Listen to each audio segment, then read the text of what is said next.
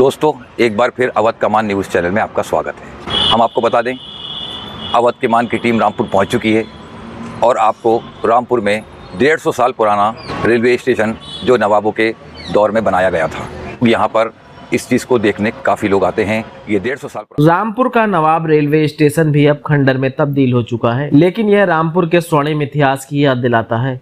दोस्तों, यह जो सामने आपको ट्रेन नजर आ रही है, यह रामपुर के नवाबों की ट्रेन है और आज इसकी हालत खस्ता हो गई है।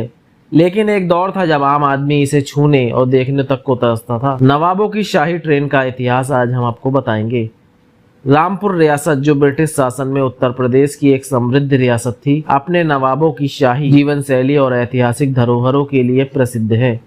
इस रियासत में एक अनूठी विशेषता थी, नवाबों की निजी ट्रेन और 40 किलोमीटर लंबी रेल लाइन, जो नवाब हामिद अली खान के दौर में विकसित की गई थी। रामपुर रियासत के नवे नवाब हामिद अली खान का शासनकाल 1889 से 1930 के बीच रहा। अपने शाही वैभव को प्रदर्शित करने के लिए मिलक से रामपुर तक 40 किलोमीटर लंबी निजी रेल लाइन बिछवाई थी। इस रेल लाइन के लिए एक विशेष रेलवे स्टेशन, जिसे नवाब रेलवे स्टेशन कहा जाता था, यहाँ पर जो है नवाब साहब की बोगी खड़ी हुई है। एक बोगी यहाँ पर खड़ी हुई है और 150 साल पुरानी है। ये देखिए, कूलर लगा हुआ है। कूलर जो लगा हुआ है, देखिए, ये एसी का काम करता था। आज के वक्त में जो एसी होते हैं उससे भी ज़्यादा बेहतर था ये कूलर, जो कि एसी का काम करता था। आपको यह स्टेशन नवाबों के निजी उपयोग के लिए था, जबकि आम लोगों के लिए रामपुर रेलवे स्टेशन अलग था। यह रेल लाइन और स्टेशन नवाबों की शान और उनकी आलीशान जीवन का प्रतीक था। साल 1925 में नवाब हामिद अली खान ने बड़ौदा स्टेट रेल बिल्डर्स से 4 शाही बोगियां सैलून कोच खरीदी, जिन्हें उनकी जरूरत के अनुसार कस्टमाइज किया गया था।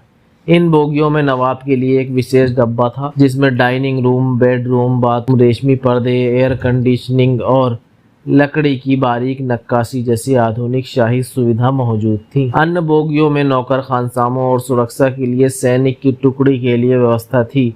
एक बोगी में रसोई घर भी था, जो नवाब के लिए शाही भोजन तैयार करता था। इन कोचों की भव्यता ऐसी थी कि वह किसी 5 सितारा होटल से कम नहीं थे।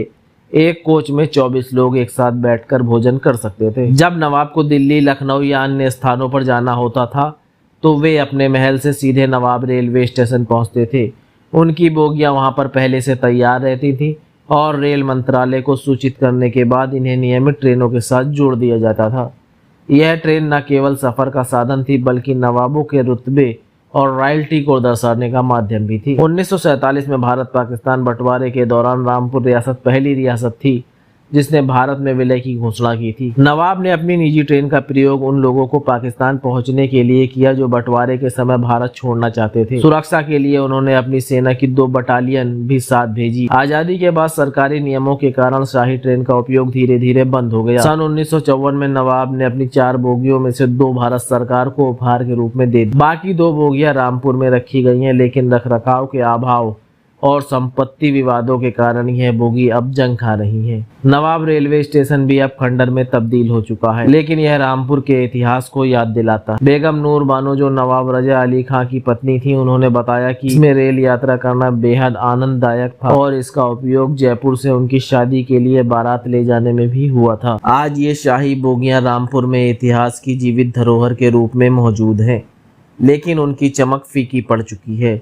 बोगियों के दरवाजे और खिड़कियां बंद हैं और स्टेशन बदहाल स्थिति में है। फिर भी ये बोगियां और नवाब रेलवे स्टेशन रामपुर के नवाबी वैभव और उनके शाही अंदाज की से लेके कितना लंबा बना हुआ है। और ये नवाब साहब की बोगी है। दो बोगी खड़ी हुई है। एक बोगी ये खड़ी हुई है, आपको दिखा रहे होंगे कैमरामैन। एक बोगी ये खड़ी हुई है और एक दूसरी बोगी खड़ी हुई है। अभी भी इसके अंदर मजबूती और खूबसूरती अभी भी है कि जो नवाब खानदान ने जो ऐश की ज़िंदगी काटी, जो रामपुर के नवाब अलग ज़िंदगी काटते थे, अपनी एक अलग उनका रहन सहन था। नवाब साहब का खुद का पर्सनल ट्रेन थी। अच्छा, इसमें ये 2 डिब्बे हैं। ये बाकी 2 और थे तो वो चले गए, बाकी ये 2 रह गए हैं सर।